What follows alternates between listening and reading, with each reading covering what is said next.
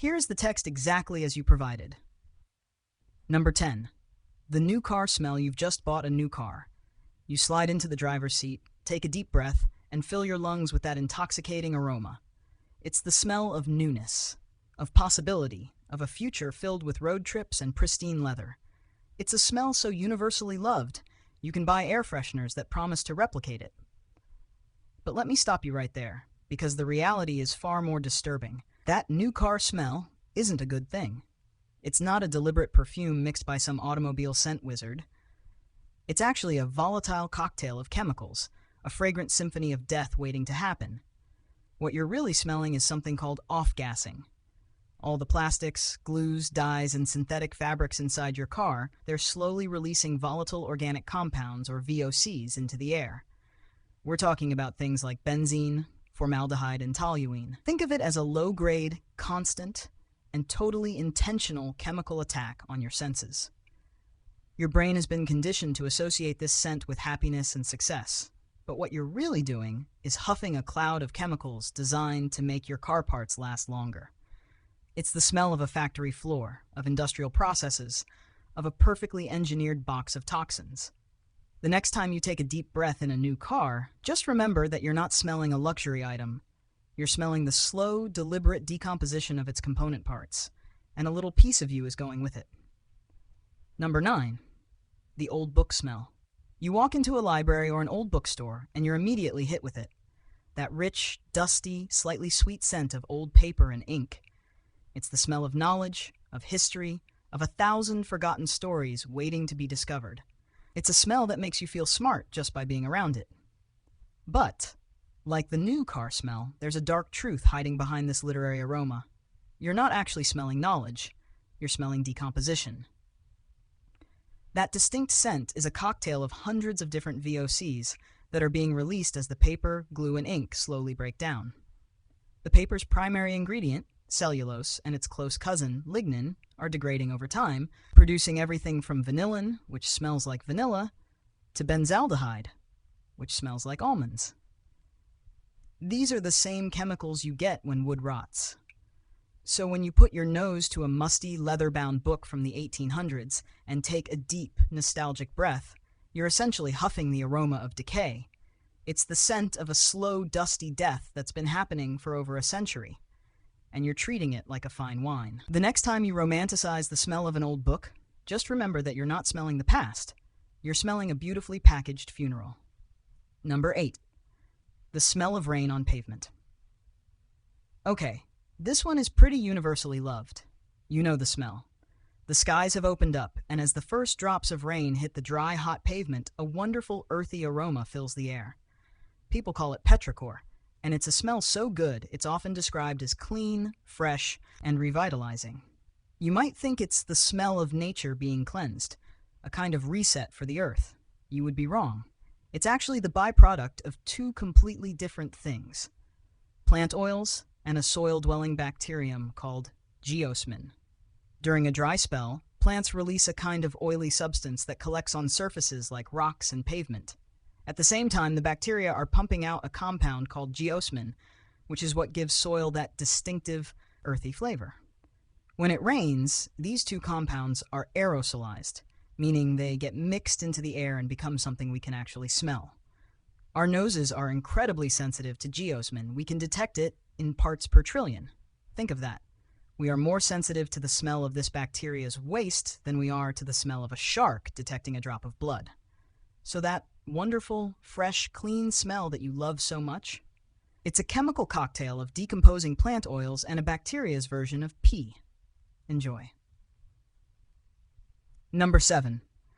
The smell of freshly cut grass. You know the feeling. The sun is out, the lawnmower roars to life, and that unmistakable, invigorating scent of freshly cut grass fills the air. It's the smell of summer, of barbecues, of weekends. It makes you want to lie down on the lawn and soak it all in. But what if I told you that smell is actually a primal cry of pain? It's not a pleasant perfume the grass releases for your enjoyment. It's a chemical distress signal. When you slice through a blade of grass with a lawnmower, you are essentially causing massive cellular trauma to millions of individual plant organisms. In response, those plants release a family of compounds called green leaf volatiles, or GLVs. These compounds have a variety of purposes. They act as a plant's version of a clotting factor to stop dehydration. They serve as an SOS signal to other nearby plants. And they can even attract predators of the insects that are eating the grass.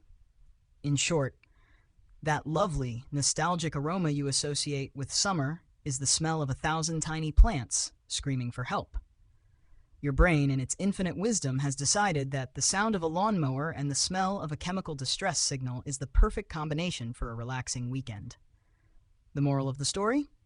That sweet scent of a freshly mowed lawn is actually a field of tiny green screams, and you've been conditioned to think it smells amazing. Let me know if you need anything else. Here is the text exactly as you provided. Number 6, the clean laundry smell. You pull a towel out of the dryer, and it's a moment of pure domestic bliss. It smells clean, fresh, and like a gentle breeze. You assume this is the smell of cleanliness itself, the pure aroma of a job well done. But take a closer look at the back of your fabric softener or laundry detergent bottle. You'll see a list of chemicals that reads more like a lab experiment than a cleaning product. What you're actually smelling is a meticulously engineered combination of synthetic chemicals, not the natural scent of cotton. The fresh scent is created by dozens of different volatile chemicals, including things like phthalates and synthetic musks, which are designed to cling to the fiber of your clothes for as long as possible. These compounds are essentially chemical Klingons, tiny fragrance particles that don't actually clean anything, but instead just sit on your clothes, releasing a pleasant odor. They're designed to trick your brain into thinking something is clean, even if it's not. The irony is that the whole concept of a clean smell is a complete fabrication. Your brain has been rewired by decades of advertising to associate the smell of synthetic chemical compounds with cleanliness. The next time you smell a freshly washed towel, just remember that you're not smelling clean. You're just wearing a fragrant layer of chemical propaganda. Number 5, the smell of coffee. For many of us, the day doesn't truly begin until we've had our first whiff of coffee. That rich, dark, complex aroma is a signal to your brain that it's time to wake up and get things done. But the beautiful aroma of coffee is a very recent invention, in a chemical sense. The smell of a coffee bean on its own is, well, pretty boring. The magic and the disturbing truth happens in the roaster. The wonderful aroma we love so much is the result of a violent, chaotic chemical process called the Maillard reaction. This is the same reaction that gives roasted meats, toasted bread, and seared steaks their distinctive flavor. During the roasting process, the coffee beans are heated to extreme temperatures, causing the sugars and amino acids inside to break down and recombine into hundreds of different volatile compounds. This is a violent process of cellular destruction that creates everything from caramel notes to earthy undertones. The more you roast the bean, the more volatile the aroma becomes. So when you wake up in the morning and smell that beautiful, complex scent of coffee, you're not smelling a peaceful brew. You're smelling the chemical aftermath of a tiny, flavorful explosion, a desperate cry from 1,000 roasted beans that have given their lives to start your day. Number 4, the salty ocean smell. You're at the beach. You take a deep breath and fill your lungs with the salty, fresh air. It's the smell of summer vacation, of crashing waves and endless horizons. You assume you're smelling the pure, unadulterated essence of the sea, maybe a little bit of salt and nothing more. But the truth is, the ocean's smell is a lot more complicated and a little more gross than that. The most prominent scent, that distinct briny aroma, is actually caused by a chemical called dimethyl sulfide, or DMS. And where does this DMS come from? It's created by bacteria feeding on phytoplankton. When a phytoplankton dies or is eaten by zooplankton, it releases a chemical that bacteria then convert into DMS. This is why when you get to a beach that's full of seaweed, the smell is more intense. The more microscopic life and death happening in the water, the more of a smell there is. Your brain has been conditioned to think this smell is the epitome of health and relaxation, when in reality, you're inhaling the microscopic aroma of a phytoplankton's last moments. So the next time you're at the beach, just remember that the beautiful, fresh smell of the ocean is actually the scent of a microscopic feeding frenzy and a marine organism's dying gasp. Number 3, the smell of ozone after a storm. There's nothing quite like the smell of the air after a lightning storm. That crisp, metallic, almost sharp odor that feels so clean and fresh. You might think that's the smell of the air being purified by rain, and you'd be half right. The smell you're actually detecting is ozone, and it's a direct result of the lightning itself. Ozone is a molecule made of 3 oxygen atoms, and it's usually formed high in the atmosphere. But when lightning strikes, the immense electrical energy can split the oxygen molecules in the air. These free-floating oxygen atoms then recombine into ozone. That powerful, clean smell is literally the odor of a violent, energetic reaction happening in the atmosphere. It's the scent of 100 million volts of electricity ripping apart and reforming the air around you. It's a primal smell, a direct connection to a natural force of nature. So that fresh scent after a storm isn't just a pleasant aroma, it's the lingering metallic ghost of a violent atmospheric electrocution. Let me know if you need anything else. Here is the text exactly as you provided. Number 2. The smell of a dirty coin. You've just been digging in your pockets and you pull out some loose change. You smell your hand and you get that distinct, metallic, almost coppery odor. You assume that's what copper and other metals smell like, right? Wrong.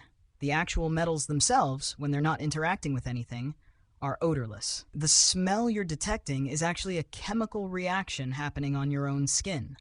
The metals, particularly iron, react with the fatty acids on your skin, and the reaction creates a new chemical compound called 1-octan-3-1.